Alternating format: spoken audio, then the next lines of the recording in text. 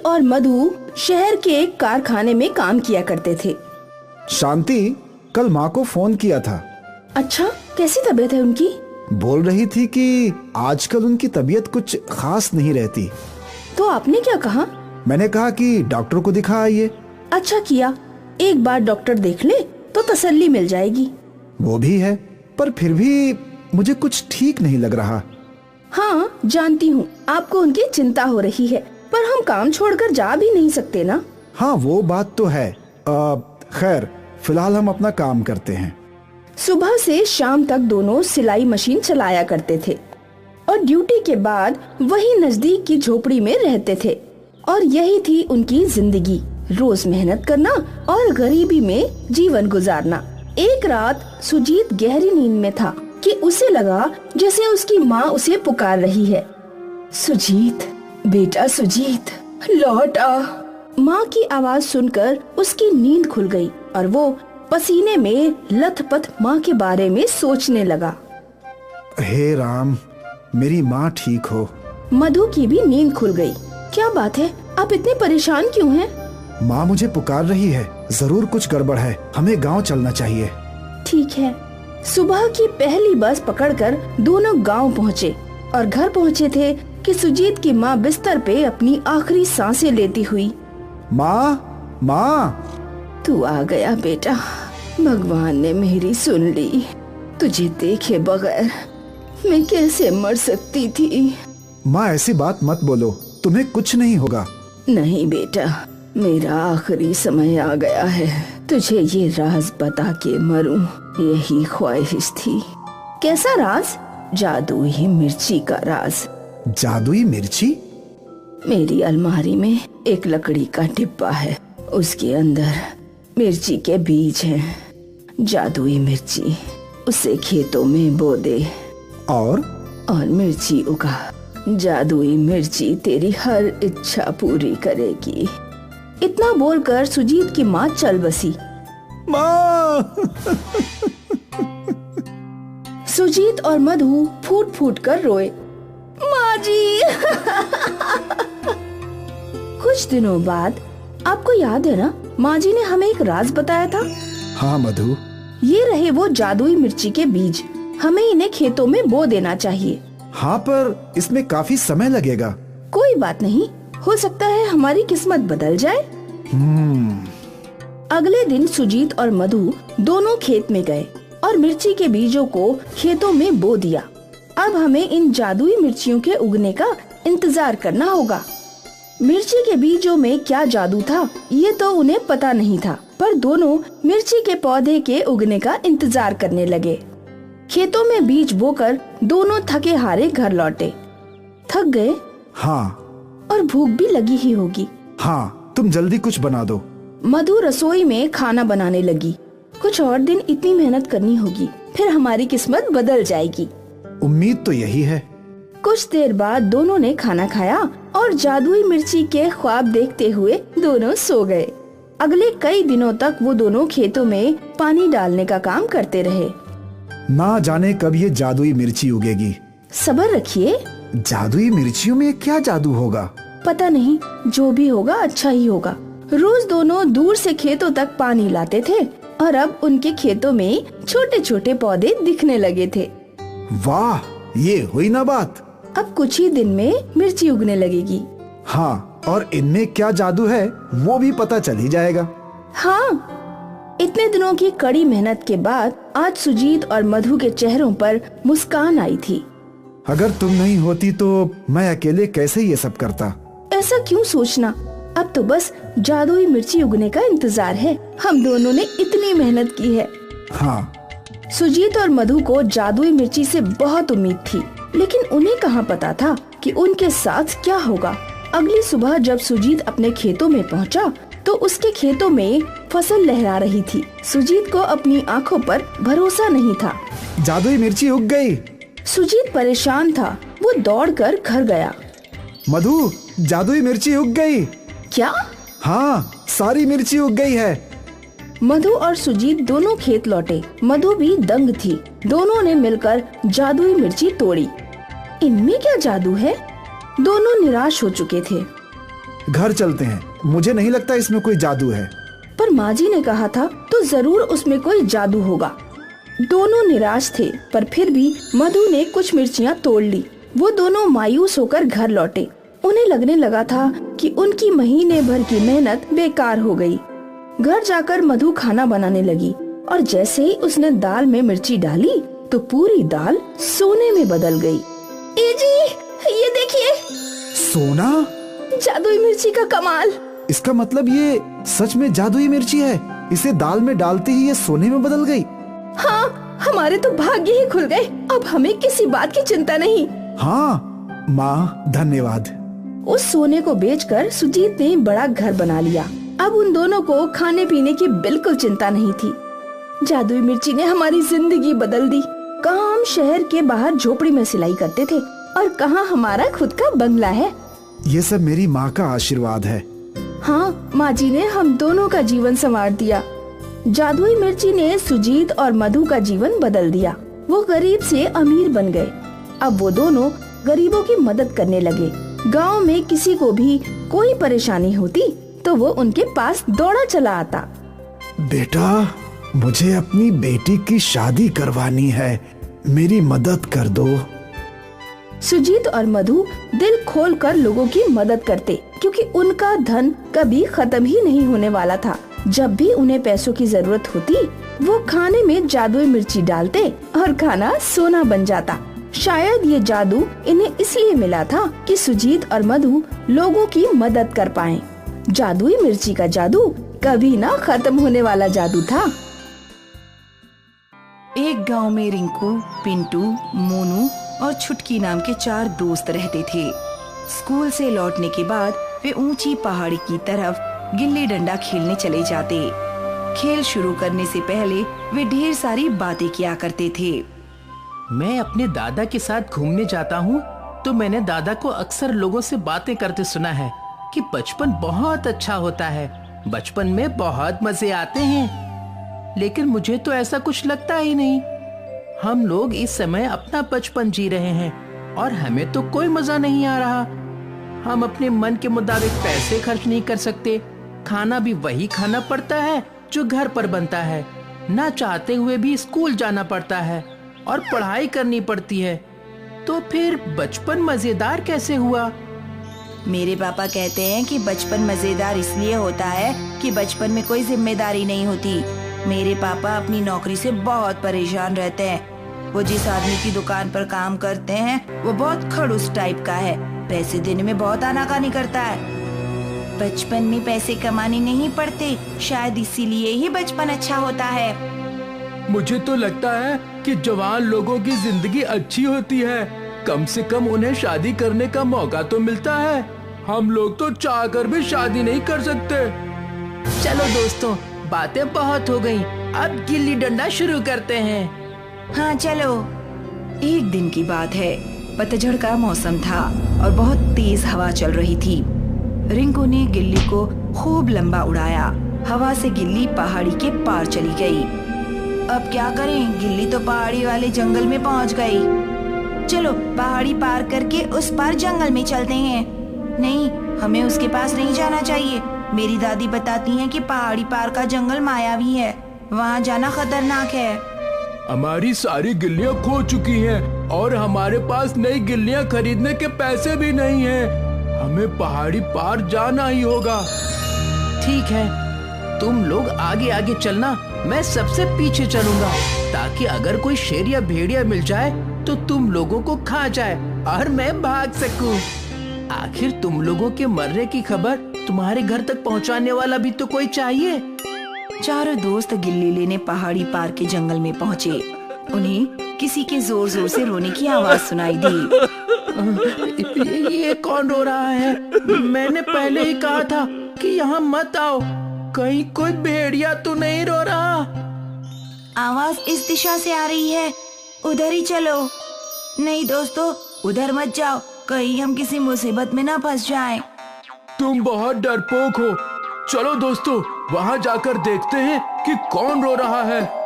चारों दोस्त उस दिशा में बढ़ते गए जहाँ से रोने की आवाज आ रही थी। कुछ दूर जाने पर उन्होंने देखा कि एक पेड़ रो रहा है।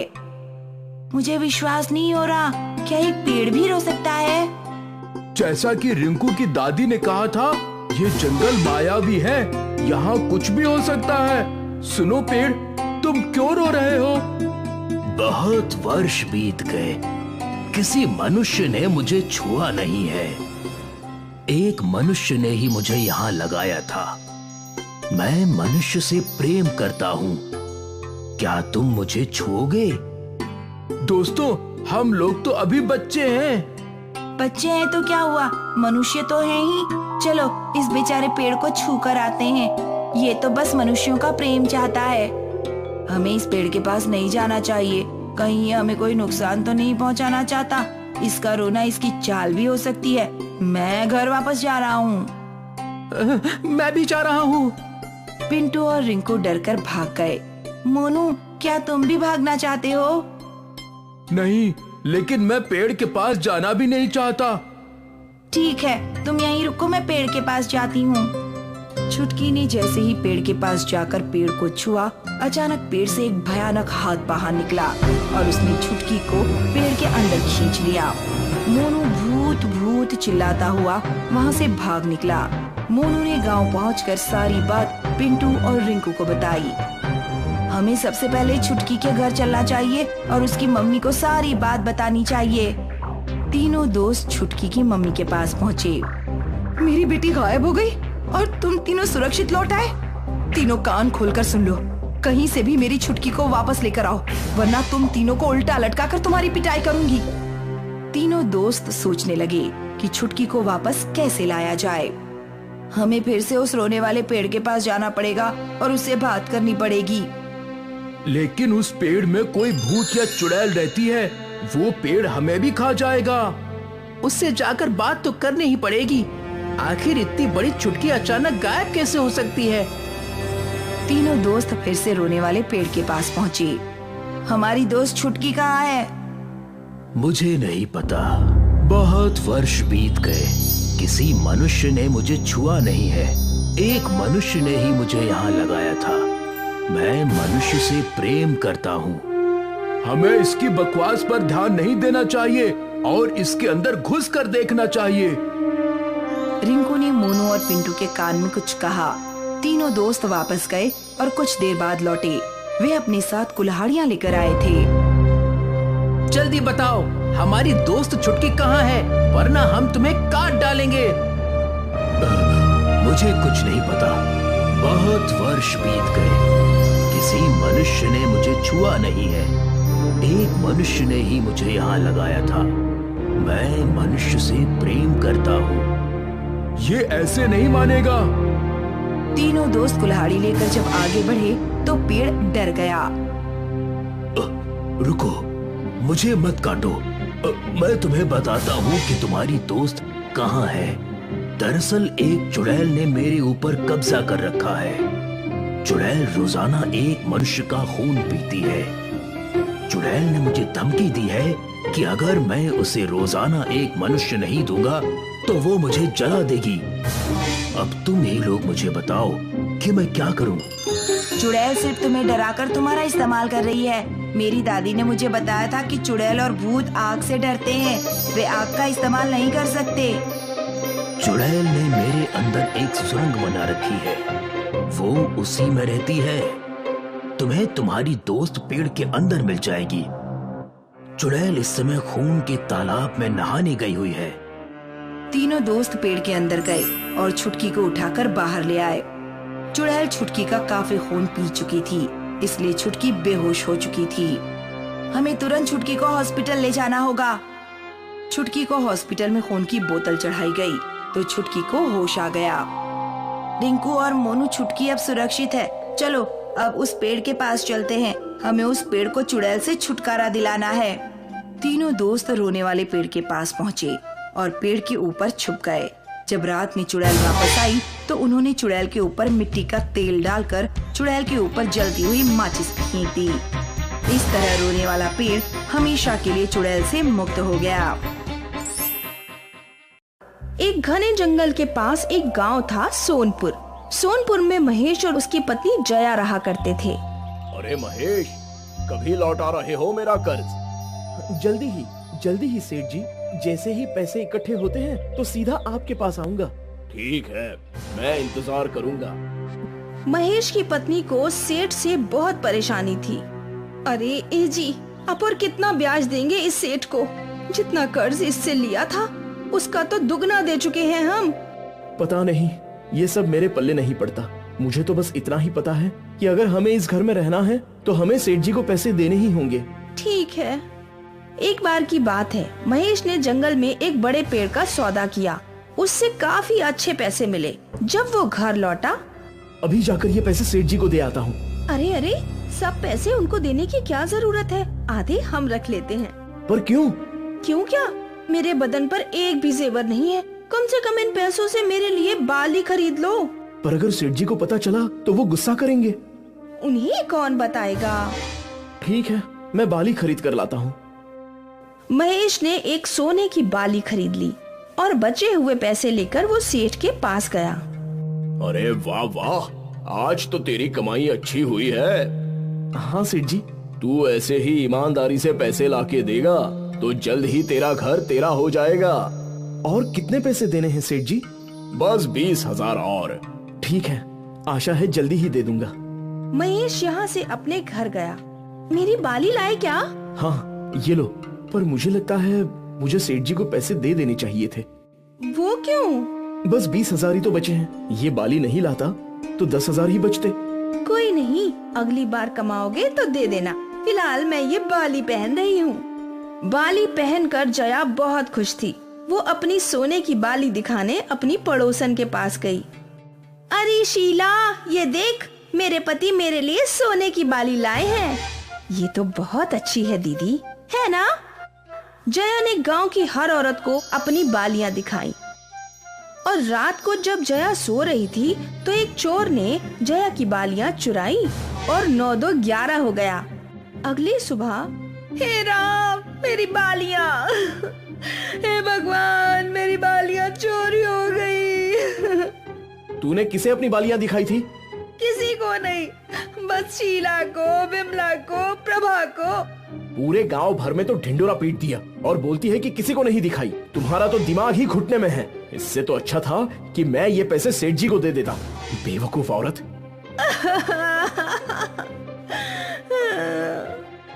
जया के मन में कोई भी बात नहीं रहती। वो हर बात फैला दिया करती थी। अगर उसके घर में कुछ अच्छा पकवान भी बने तो सारे गांव को पता चल जाता था। अरे महेश भाई, आज तुम्हारे घर पे खीर बन रही है, हमें नहीं बुलाया? भाई, अब तक तो मैं घर पहुंचा भी नहीं हूँ। मुझे कैसे पता कि क्या बन रहा है? हमें सब पता है, जया भाभी ने बोला। महेश तमतमाता हुआ घर पहुंचा। पूरे गांव को बता दिया कि तुमने खीर बनाई है। इसमें क्या गलत है? बनाई है तो बनाई है। अरे बनाओ तो खुद खाओ ना, दुनिया को बताने की क्या जरूरत? तुम्हारी इस आदत से परेशान हूँ मैं। कोई बात अपने तक नहीं रखती, सबका ढिंडोरा करती रहती हो। अक्सर महेश जया को डांटता भी था। एक दिन की बात है, महेश जंगल में लकड़ियां काटने गया था। वो एक बहुत मोटा पेड़ काट रहा था। तभी उसके पैर को कुछ चुभा। उसने नीचे मिट्टी कुरेदी तो उसे एक घड़ा मिला, सोने के सिक्कों से भरा। वाह वाह, मेरे तो भाग्य खुल गए। हे भगवान, तेरा लाख लाख शुक्र है। अभी इसे घर ले जाता हूँ। नहीं। महेश को जया की बेवकूफी याद आई। अगर मैं इस घड़े को घर लेकर गया तो जया सबको बता देगी कि घर में सोने का घड़ा है और सब कुछ चोरी हो जाएगा। नहीं, मैं ऐसा नहीं होने दूंगा। महेश सोचने लगा कि वो क्या करे। उसे एक योजना सूझ गई। महेश ने घड़े को वहीं मिट्टी में दबा दिया और उसके ऊपर एक पत्ता रख दिया। फिर महेश नदी के पास गया। नदी से उसने कई मछली पकड़ी। इन मछलियों को उसने एक पेड़ पर लटका दिया। फिर एक पेड़ पर उसने बहुत सारी रोटियां रख दी। पूरा पेड़ रोटियों से भर दिया और फिर वो अपने घर गया। जया, चलो मेरे साथ। कहाँ जाना है? मुझे जंगल में एक घड़ा मिला है जिसमें सोने के सिक्के हैं। घड़ा बहुत ही बड़ा है, तुम मेरे साथ चलो, हम दोनों मिलकर घड़ा ले आएंगे। हाँ, चलो। सोने के सिक्कों का घड़ा, वाह वाह। जया और महेश दोनों जंगल पहुँचे। जंगल पहुंचते ही जया का ध्यान उस पेड़ पर गया। हे राम, रोटियों का पेड़? हाँ, कल तो इस पेड़ से रोटियों की बारिश हो रही थी। ये कोई आम जंगल नहीं है, बल्कि जादुई जंगल है। थोड़ी दूर चलने के बाद जया ने वो पेड़ देखा जिसपे मछलियां लटक रही थीं। मछलियां उगाने वाला पेड़? हाँ, इसे छोड़ो, आगे चलते हैं। कुछ दूर चलने के बाद महेश उसी जगह पहुंचा जहां वो सोने के सिक्कों का घड़ा था। उसने पत्ते हटाए। हे भगवान, आपने बिल्कुल सही कहा था। हाँ, पर अब ये बात तुम किसी को मत बताना। मैं पागल थोड़ी हूँ जो ये किसी को बताऊं। हाँ, वो तो मैं जानता हूँ। क्या मतलब? कुछ नहीं, चलो घर चलते हैं। दोनों घर लौटे। जया, जाकर कुएं से थोड़ा ठंडा पानी ले आओ। हाँ हाँ, क्यों नहीं। जया घड़ा लेकर घर से बाहर गई और महेश ने घर में गड्ढा खोदकर वो सोने के सिक्कों की हांडी छुपा दी। यहाँ कुएं पे जया को अपनी सहेली शीला मिली। क्या बात है, आज बहुत खुश हो। अब क्या बताऊं, हमारे तो भाग ही खुल गए। ऐसा क्या हो गया? हमें जंगल में सोने के सिक्कों से भरा घड़ा मिला है। क्या? तू किसी को बताना मत। हाँ, पर औरतों की बातें कभी रुकी हैं? शीला ने ये बात आग की तरह फैला दी। सेठ जी को भी ये बात पता चल गई और सेठ जी सारे गांव वालों के साथ महेश के घर के बाहर पहुँचे। अरे ओ महेश, ओ महेश, अरे बाहर आ। क्या हुआ सेठ जी? तुझे नहीं पता कि क्या हुआ? तुझे सोने के सिक्कों का घड़ा मिला है जो तू सारे गांव वालों से छुपा रहा है। सोने के सिक्कों का घड़ा? वो भी मुझे? ये आपसे किसने कह दिया? और कौन कहेगा? तेरी पत्नी ही सारे गांव वालों को बोलती फिर रही है। सेठ जी, मेरी पत्नी दिमाग से थोड़ी सी खिसकी हुई है। अगर झूठ लगे तो उसी से पूछिए कि वो कब जंगल गई और क्या क्या हुआ। ठीक है जया, बताओ जंगल में क्या क्या हुआ? हम लोग जंगल पहुँचे। साधारण जंगल नहीं, जादुई जंगल।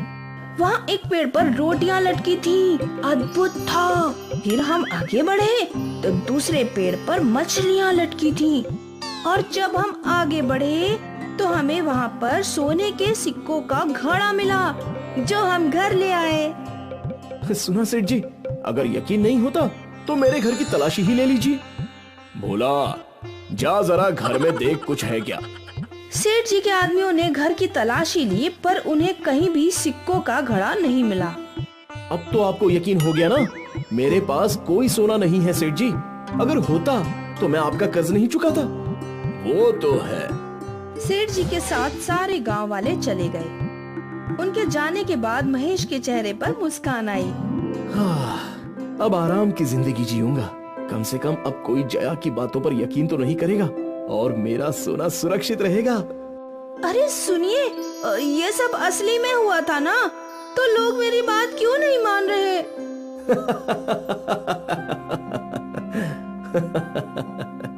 जया परेशान थी पर महेश खुश था।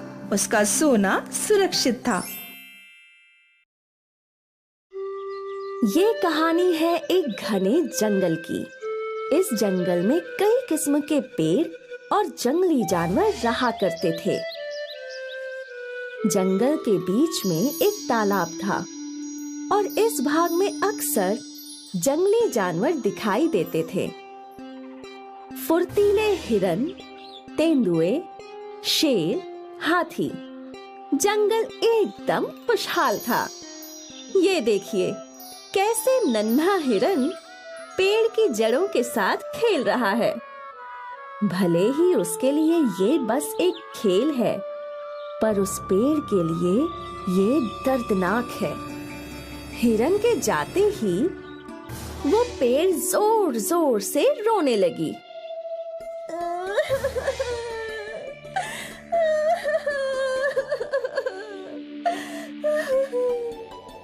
अक्सर पेड़ों को जानवरों से बहुत वेदनाएं मिला करती थी।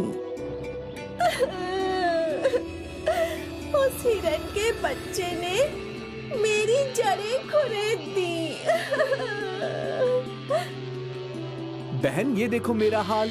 पक्षियों ने मुझे कितना गंदा कर दिया है। यहीं बैठते हैं और यहीं पर गंदगी भी करते हैं।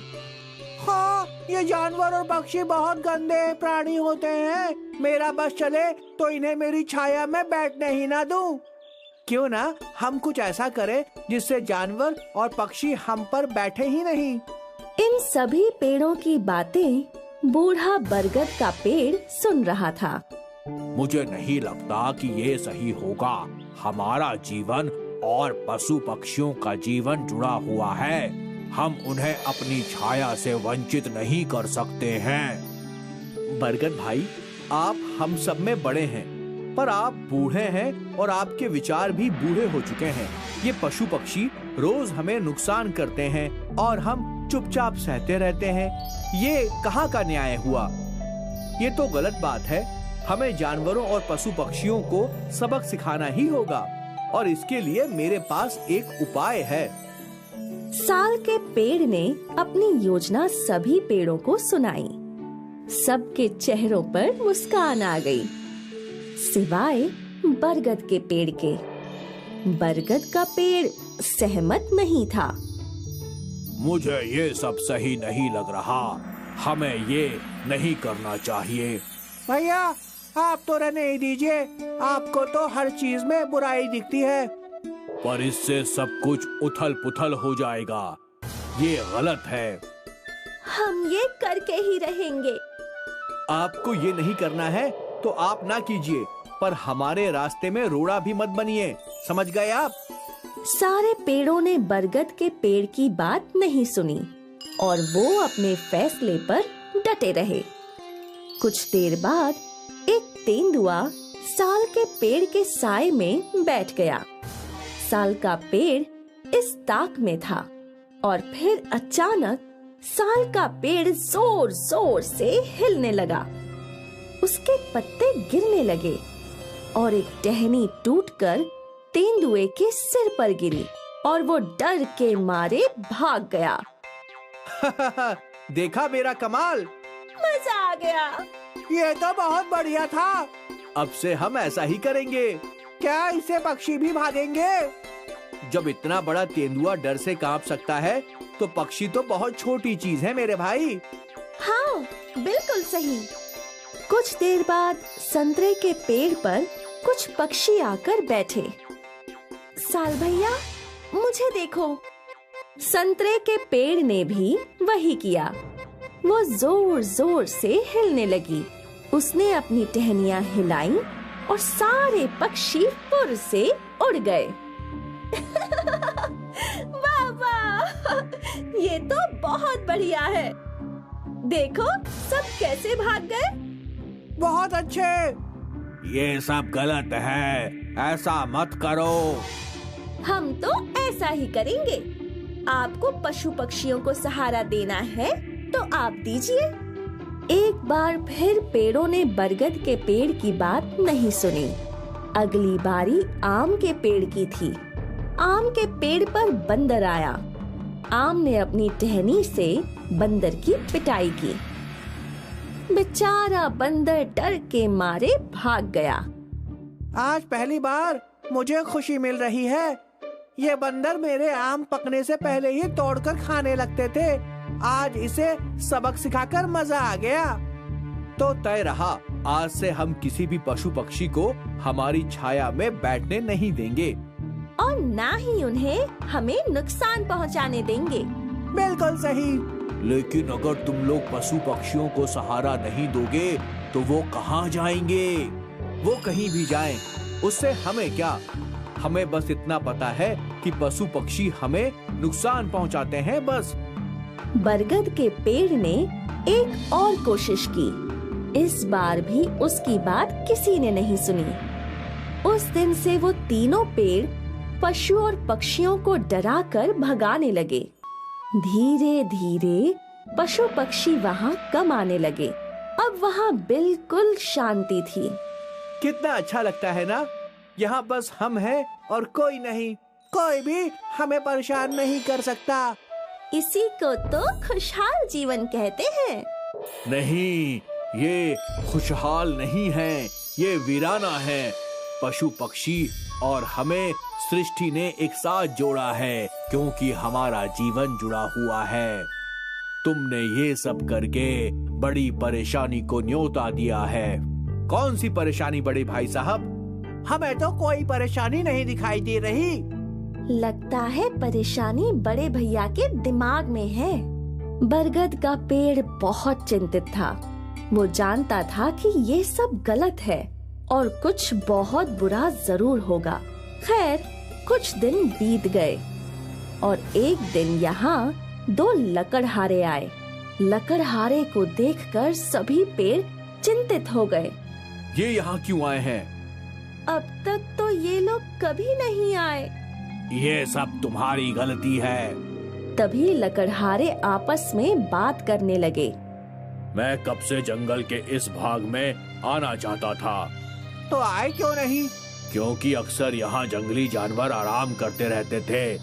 ये यहाँ तेंदुए, जंगली बंदर, जंगली हिरन, भालू और भी कई जंगली जानवर आश्रय लेते थे। तो अब वो सब कहाँ है? क्या पता, कुछ हफ्तों से मुझे कोई भी जंगली जानवर दिखाई ही नहीं दिया। अच्छा है ना?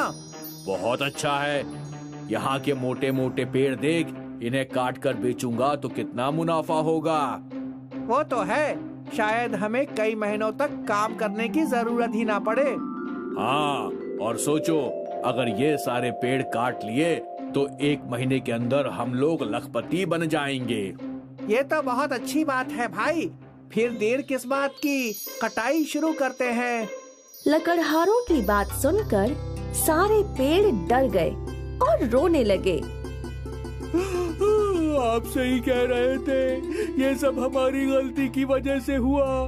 अगर वो जंगली जानवर यहाँ होते तो ये लकड़हारे यहाँ नहीं आते। हमसे बहुत बड़ी गलती हो गई और इसकी सजा हमें जरूर मिलेगी। लकड़हारे साल के पेड़ को काटने के लिए अपनी कुल्हाड़ी को धार लगाने लगे। ये देखकर साल का पेड़ घबरा गया।